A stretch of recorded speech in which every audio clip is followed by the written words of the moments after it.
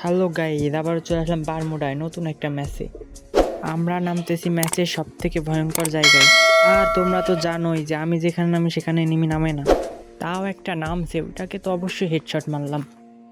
তো এনিমিটাকে হেডশট মেরে সামনের দিকে যাই দেখি আমার প্লেয়ারটার সাথে মারামারি করতেছি, ওইটাকেও হেডশট। এই ভাই, তুমি আমার কিল চুরি করলা কেন? ভাই এরকম পাগল টিমমেট কার কার আছে? আমি হেডশট মারলাম, ওই বেলা ওর নাকি কিল আমি চুরি করছি। যাই হোক, সামনে একটা প্লেয়ার অন শুটার হয়। তোমরা তো জানোই অন শুটার আমার কাছে থাকলে আগুন হয়ে যায়। ভাই চাপা একটু বেশি মারতেছেন না।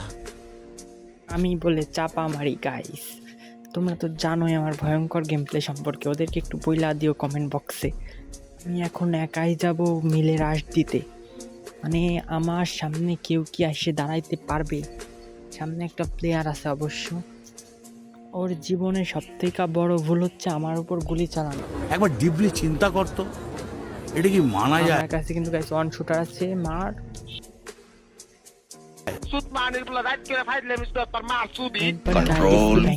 আমাকে তুই মারামারি করে কিভাবে? কিল করা চুরি করা যায় নাকি দেখি। আমি আসলে সাধারণত কিল চুরি করি না, তাও মাঝে মাঝে ফাও পাইলে তো সারা যায় না গাইস।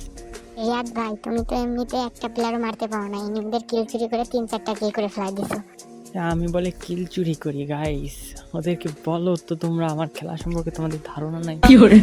তো গাইস একটু ইমোশনাল কথা কই, আমার এই ভিডিও তো তোমরা কেউ দেখতেই চাও না, সাবস্ক্রাইবও করতে চাও না। তোমরা একটু সাবস্ক্রাইব করে দিও যাতে নেক্সট টাইমে আর একটু ভালো ভালো ভিডিও দিতে পারি। তো আল্লাহ হাফেজ সবাইকে।